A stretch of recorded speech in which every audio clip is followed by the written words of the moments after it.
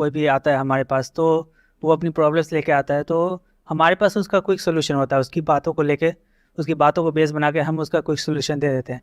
लेकिन जब बात अपनी बारी आती है कि हमारे साथ कोई प्रॉब्लम होता है, तो हम फंस जाते हैं वहाँ पे, हमें समझ में नहीं आता है कि हम करें तो क्या करें, तो इस सिचुएशन को कैसे डील करें। आप में से कोई है जो जवाब देना चाहेंगे? तो आप ये कहना चाह रहे हैं कि हम सामने वाले को अगर हमारी सलाह गलत भी है तब भी दे देते हैं, कुछ भी हो, हाँ। कल को मरा तो वो मरा, समय तो आप ये कहना चाह रहे हैं कि हम गलत सलाह भी दे देते हैं, मतलब ज्यादा सोचते नहीं है उसके आउटकम के बारे में, जो भी मन में आता है उसको बोल देते, सीरियस अफेयर चल रहा है, अरे छोड़ देना, दिस इज वन रीजन। और बताइए। इमोशंस को हम लोग साइड में नहीं रख पाते हैं, क्योंकि अगर दूसरे को कुछ बताना हो तो उस समय इमोशंस नहीं आते बीच में। हाँ, फॉर एग्जाम्पल आप दोनों कहीं पर जॉब करते हैं, आप और वो इंसान जो आपसे सलाह मांग रहा है, और उसने आकर के कहा कि मेरे को ये प्रॉब्लम आ रही है, मैं जॉब छोड़ दूं क्या? तो आप उसको कहोगे हाँ छोड़ देना, क्या फर्क पड़ता है। लेकिन अगर खुद छोड़ने की बारी आएगी तो पहले सोचेंगे कि अगर पैसे नहीं आएंगे तो क्या करेंगे, क्योंकि उससे कनेक्टेड रहता है सारा कुछ। राइट। और उसको क्या बोलेंगे अगर वो कहेगा ये बात कि अगर पैसे नहीं आए तो मैं क्या करूंगा? वो कहेगा तू तो ये कर लेगा, तू वो कर लेगा, तू ये ऐसे ये सोच रहा है। मतलब उसको हम कुछ भी बोल के अपना पीछे छुड़ाएंगे ताकि वो बंदा हमारा सर ना खाए, और हम खुद की जब बारी आएगी तो हम बहुत ही बारीकी से सोचेंगे कि ये करने के क्या प्लस माइनस है और नहीं करने के क्या प्लस माइनस है। तो यहां पर दो फैक्टर्स आ रहे हैं। एक है जब हम किसी और को सलाह देते हैं तो हम ज्यादा सोच समझ करके नहीं देते हैं, कुछ भी बोल देते हैं, सामने वाला भाड़ में जाए, आपको क्या फर्क पड़ता है, दैट इज वन। सेकेंड, कि जब आप खुद अपने आप को कोई सलाह देते हैं तो उसमें इमोशंस बीच में आ जाते हैं, जो गलत नहीं है पूरी तरह से, क्योंकि हो सकता है कि जो आप डिसीजन लेने वाले हैं वो लेने में आपको बहुत डर लग रहा है, तो उस डर के पीछे कोई एक्चुअल रीजन है कि अगर वो डिसीजन आपने लिया, फॉर एग्जांपल जॉब छोड़ने का, तो एक्चुअल में आपको नहीं पता कि अगले महीने आप अपने बच्चों की स्कूल की फीस कैसे दोगे, या क्रेडिट कार्ड्स के बिल इतने बढ़ चुके हैं वो कैसे दोगे। तो वो कोई हवा में नहीं है डर, किसी भूत प्रेत से आप नहीं डर रहे हो, रियल प्रॉब्लम है जिससे डर रहे हो। तो करना क्या चाहिए, चाहे किसी और को सलाह दो, चाहे खुद अपने आप को सलाह दो, आराम से ठंडे दिमाग से बैठ करके एक प्रॉब्लम का सॉल्यूशन निकालना चाहिए। मतलब मैं ये नहीं कह रहा कि उसको गलत सलाह दो और खुद को सही सलाह दो, नहीं, हमेशा सही सलाह दो।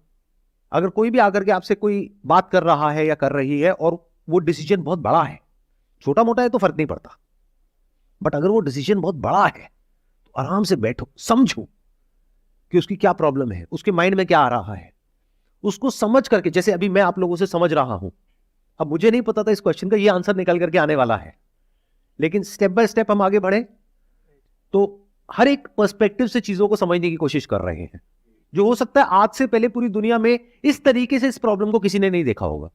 राइट। आप जाकर के किसी और से पूछोगे, कोई और है यहां पर बैठा हुआ है, वो क्या कहेगा, अच्छा ये होता है, तो ठीक है, इसके पीछे जो रीजन है वो ये है कि आप जब किसी और को सलाह देते हो तो आप डिटैच होकर के देते हो, उसमें आपके इमोशंस बीच में नहीं आते हैं, तो आप सही सलाह देते हो। लेकिन जब खुद की बारी आती है तो इमोशंस बीच में आ जाते हैं, इस वजह से आप सही डिसीजन नहीं ले पाते हो। कि कितना सुपरफिशियल लेवल का आंसर है ये। आंसर सुनने में आपको बड़ा अच्छा लगेगा कि हाँ मेरे को मेरी प्रॉब्लम का सॉल्यूशन मिल गया, बहुत ही बेकार सॉल्यूशन है ये। इसमें बहुत सारे फैक्टर्स को हमने कंसिडर नहीं किया, उसको इग्नोर कर दिया। जैसे एक बहुत बड़ा फैक्टर ये है कि क्या जो इमोशंस हैं वो बुरे हैं क्या, बिल्कुल ही बेसलेस हैं क्या उसके पीछे कोई रियलिटी है इमोशंस के पीछे, या साइकोलॉजिकल फियर्स हैं। देखो, एक होता है एक्चुअल फियर, एक होता है साइकोलॉजिकल फियर। तो अगर किसी और को सलाह दे रहे हो तो वहां पर भी समझो और ब्रेक डाउन करो चीजों को। अब आप कहोगे उसमें मेरा क्या फायदा है, अरे आपका ये फायदा है, अगर आज आप उसको अच्छे से गाइड कर रहे हो तो कल खुद को भी अच्छे से गाइड कर पाओगे। मतलब हम क्या कर रहे हैं, हम दो एक्सट्रीम्स में ऑपरेट कर रहे हैं।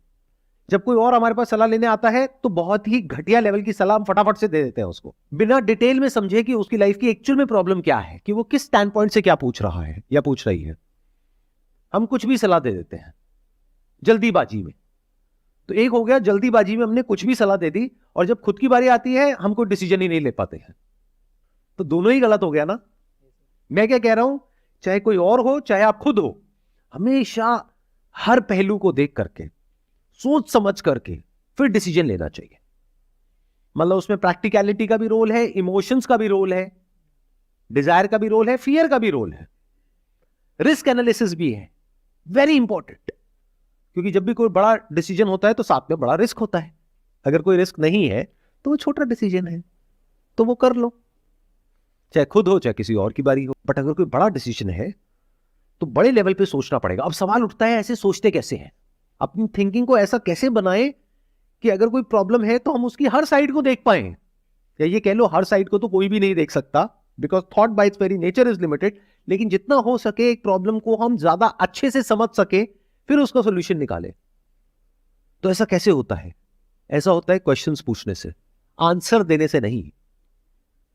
आपने कभी नोट किया होगा, अगर मेरे से कोई कुछ पूछता है या पूछती है तो मैं पलट करके उनसे क्वेश्चंस पूछता हूं। पहले मैं समझता हूं प्रॉब्लम को, फिर कुछ बोलता हूं। और शुरू में ये काम आपको लिख करके करना है। यानी अगर कोई इंसान आपके पास सलाह लेने के लिए आया, या फिर अगर आपको खुद के लिए कोई डिसीजन लेना है, तो एक पेपर पेन लो, उसमें इधर लिखो प्लस, इधर लिखो माइनस, कि इस डिसीजन को लेने के क्या प्लस है, क्या माइनस है। उसके साथ में बैठो। उस इंसान के लिए वो डिसीजन बहुत इंपॉर्टेंट है। 2 मिनट में मत बोलो उसको कुछ भी करने के लिए, हो सकता है उसकी पूरी लाइफ खराब हो जाए। फिर धीरे धीरे क्या होगा, अगर आप इस तरीके से काम करने लग गए, यानी लिख करके अपने माइंड को क्लियर करने लग गए, तो धीरे धीरे आपकी माइंड में ही प्लस माइनस एकदम से आ जाएंगे। प्रैक्टिस की बात है, इस तरह की हमारी प्रैक्टिस नहीं है। हम लोग क्या गलती करते हैं कि अगर कोई हमारे पास में आता है सलाह लेने के लिए, तो फटाफट से सलाह दे देते हैं, चाहे उसका हमको कोई नॉलेज है या नहीं है, एक्सपीरियंस है या नहीं है। जैसे कोई आया कि ये बिजनेस करना चाहिए, अब आपको बिजनेस के बारे में ABCD भी नहीं पता, नहीं ये बिजनेस तो बेकार है। हो सकता है वो बिजनेस बहुत बढ़िया हो। या फिर कोई आया कि मेरे माइंड में बिजनेस आइडिया आ रहा है, मैं कर लूं क्या? हाँ कर ले बहुत बढ़िया है। आपको क्या पता बिजनेस के बारे में? क्यों बोल रहे हो, क्यों जवाब दे रहे हो? उसको बोलो भाई एक काम कर, मेरे कॉन्टैक्ट में ये है, या तेरे कॉन्टैक्ट में इनको बिजनेस के बारे में पता है, चल हम दोनों मिल करके उनके पास चलते हैं, और पहले हम इस बिजनेस प्लान को जो तेरे माइंड में है लिख करके इसके प्लस माइनस निकालते हैं अपने स्टैंड पॉइंट से, फिर उनके स्टैंड पॉइंट से समझेंगे, फिर डिसीजन लेंगे कि करना चाहिए नहीं करना चाहिए, करना चाहिए तो कितना पैसा लगाना चाहिए। रहेगा इसमें 20 लाख रुपए लगेगा, क्या कोई ऐसा तरीका है कि 2 लाख में काम हो जाए, ताकि रिस्क कम हो जाए? क्योंकि अगर 20 लाख चला गया तो फिर तू आगे क्या करेगा? तो कभी भी किसी को गलत सलाह मत दो। जिंदगी में गलत सलाह क्या होती है? गलत सलाह सिर्फ ये नहीं होती है कि आप जानबूझ करके उसका कुछ बुरा कर रहे हो। गलत सलाह यह भी होती है कि बिना एक प्रॉब्लम को समझे आप किसी को सलाह दे रहे हो। मैं आपको प्रैक्टिकल एग्जांपल देता हूं।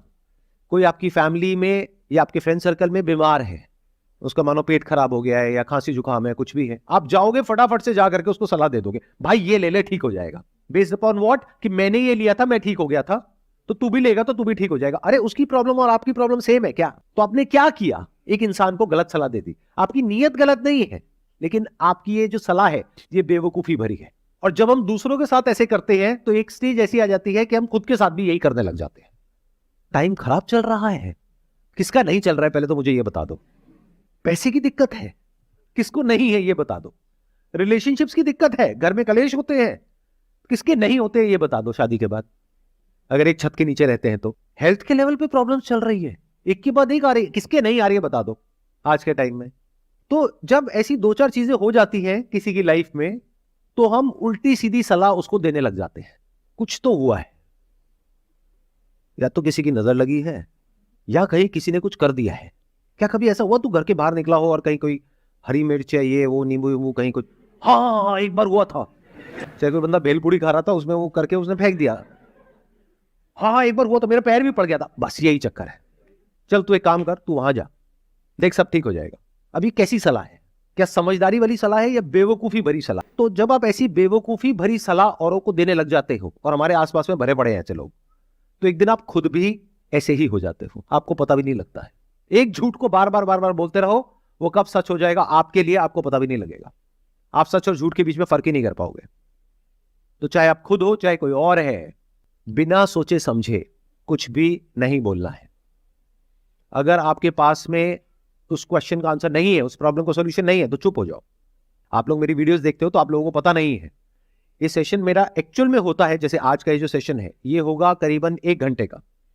अपलोड कितने मिनट का होता है? Hardly 15 minute 20 minute. क्यों? क्योंकि बहुत सारे क्वेश्चन ऐसे होते हैं जहां पर मैं दूर से ही हाथ जोड़ देता हूं। मैं कहता हूं भाई ये मेरी फील्ड से रिलेटेड नहीं है, मेरे पास में इस क्वेश्चन का कोई जवाब नहीं है।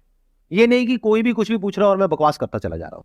अगर मेरे पास में जेन्युइन उसका कोई आंसर होता है तो मैं देता हूं, और अगर नहीं होता है तो नमस्ते कर देता हूं दूर से ही।